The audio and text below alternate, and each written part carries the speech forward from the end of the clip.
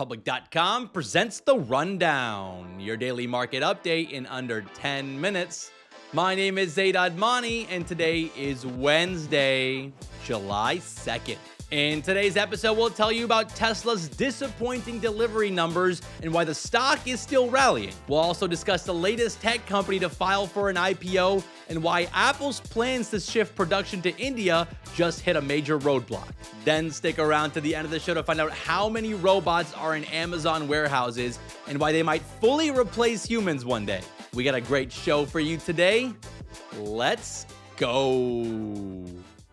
Stocks got off to a slow start to kick off the second half of the year. The S&P 500 was down 0.1% yesterday, and tech stocks took an even bigger hit with the Nasdaq down more than 0.8%. Stocks like Nvidia, Tesla, Netflix, and Broadcom dragged down the index. They were all down at least 3%. Now, the big macroeconomic news yesterday was the Senate passing the big, beautiful bill with a 51-50 vote. The bill is now headed to the House of Representatives, where it's likely to face some resistance. President Trump has a self-imposed July 4th deadline to get the bill to his desk, so we'll see if that ends up happening. Meanwhile, investors are still holding their breath for more trade deal announcements. Remember, the pause on reciprocal tariffs expires on July 9th. That's next week. So we might get a flurry of last-minute deals, or President Trump could just extend the pause, which is what I think is going to happen. And then don't forget, tomorrow morning, we are getting the June jobs report, which will give us a fresh read on how the labor market is holding up. The labor market continues to be a bright spot, with the economy continuing to add more jobs than expected for the last few months.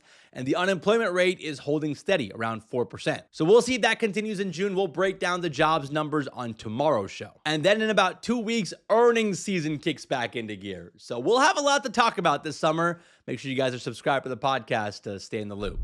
Let's run through some headlines, starting with Tesla. Tesla just reported their Q2 delivery numbers, and it was a mixed bag. Tesla delivered just over 384,000 cars last quarter, which is a 14% drop from the same time last year and the second straight quarterly decline. So Tesla continues to slump, and according to Bloomberg's analysts, Tesla is on pace to deliver just 1.65 million cars in 2025, which would be down 8% from 2024. But despite these numbers, Tesla stock is still rallying this morning. And I think that might be in reaction to the energy side of Tesla's business. Tesla said they deployed 9.6 gigawatts in Q2 of 2025, which is the best on record for the second quarter. On top of that, Tesla's total Q2 production was over 410,000 cars, which beat expectations of 400,000 cars. And there was also some positive June data coming out of China. Tesla's China-made EV sales grew 0.8% last month, which is the first increase for the company in 9 months. But still, Tesla stock has a lot of ground to make up this year. Shares are down 26% this year as their sales are still under pressure, and these latest numbers don't seem to show that to be reversing just yet. And then you add in the fact that Tesla CEO Elon Musk is beefing with the president of the United States, who has threatened to take away Tesla's government subsidies. The company has some challenges to overcome right now. By the way, a quick fun fact about Tesla, they just passed their 15-year anniversary as a public company, and the stock has gone up 300-fold. We have another big tech name filing for an IPO. This time, it's the design software company Figma. Figma has a lot of fans. The software has earned a reputation as a sleek, collaborative platform with over 13 million monthly users. And it's become a hit amongst non-professional designers as well, with 2/3 of its users being non-designers. The company has over 450,000 paying customers, and more than 1,000 of those are paying over $100,000 a year. Their enterprise business has been strong. Clients include big names like Netflix, Duolingo, and Stripe. And just digging into their numbers, it's pretty impressive. Revenues in the first 3 months of the year was $228 million, which is up 46% from a year ago. And their net income came in at $44.9 million in the first quarter, which is more than triple than it was last year. On top of that, the company has $1.5 billion in cash sitting on their balance sheet. And a big reason for that is the failed acquisition by Adobe. See, back in 2022, Adobe tried to buy Figma for $20 billion, but that deal was blocked by UK regulators, which forced Adobe to pay Figma a $1 billion breakup fee. Now, Figma was most recently valued at $12.5 billion after a funding round last year, so their market value is down a bit from then what Adobe valued them at back in 2022. So it'll be interesting to see what the company is valued at once they go public. But I'm just happy to see more tech companies starting to IPO instead of staying private. In fact, Figma CEO Dylan Fields said it was time to buck the trend of amazing companies staying private indefinitely. So hopefully we'll have even more companies go public soon. As for Figma, they're going to debut on the New York Stock Exchange as soon as this month, and they're going to trade under ticker symbol FIG. I'm surprised that was available. Let's quickly talk about Apple because there is some drama related to iPhone manufacturing. Apple's manufacturing partner Foxconn is reportedly pulling hundreds of its Chinese engineers and tech staff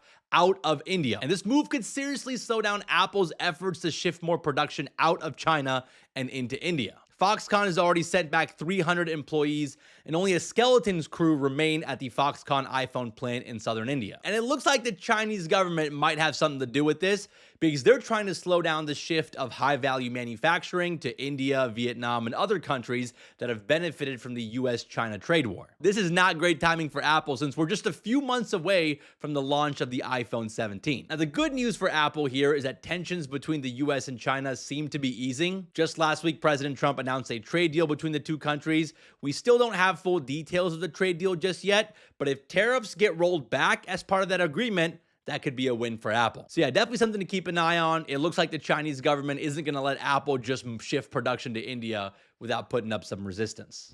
Let's talk about some stocks making moves today. Shares of Verint are popping off this morning after reports surfaced that private equity giant Thoma Bravo is looking to buy the company. Verint makes customer automation software, basically helping businesses deploy bots to take over routine interactions with customers. But that entire industry has been under pressure lately because of artificial intelligence. So depending on how Verint adopts to and integrates AI will be key to their future.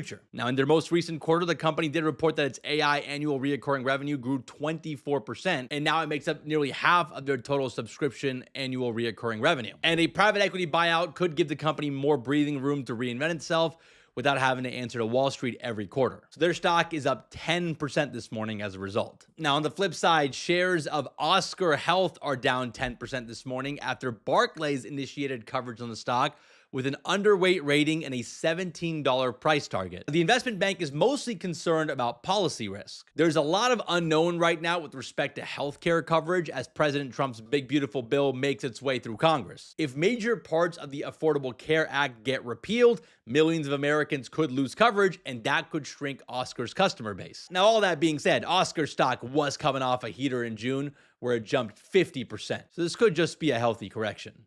Let's wrap the show with a fun fact. Amazon now has more than 1 million robots working in its facility. Now, just to give you some context of what that means, Amazon employs just over 1.5 million people, and most of those employees work in the warehouses. That means the company is on the verge of having more robots in their warehouses than humans. In fact, these robots have become so crucial to Amazon's operations that 75% of the global deliveries are now assisted in some form by robotics. And these robots are starting to replace human jobs. The Wall Street Journal estimates that the average number of workers at an Amazon warehouse is at its lowest level in 16 years. So the robot takeover is quietly happening. On a side note, Amazon founder Jeff Bezos sold around 3.3 million Amazon shares worth around $737 million over the last few days. I guess he must have overshot his wedding budget. We've all been there, Jeff.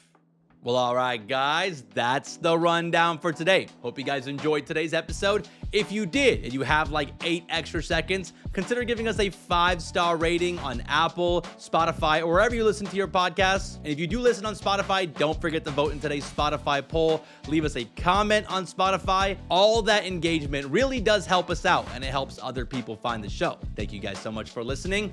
Shout out to Mike and Connor for all the help behind the scenes. And we'll see you guys back here tomorrow.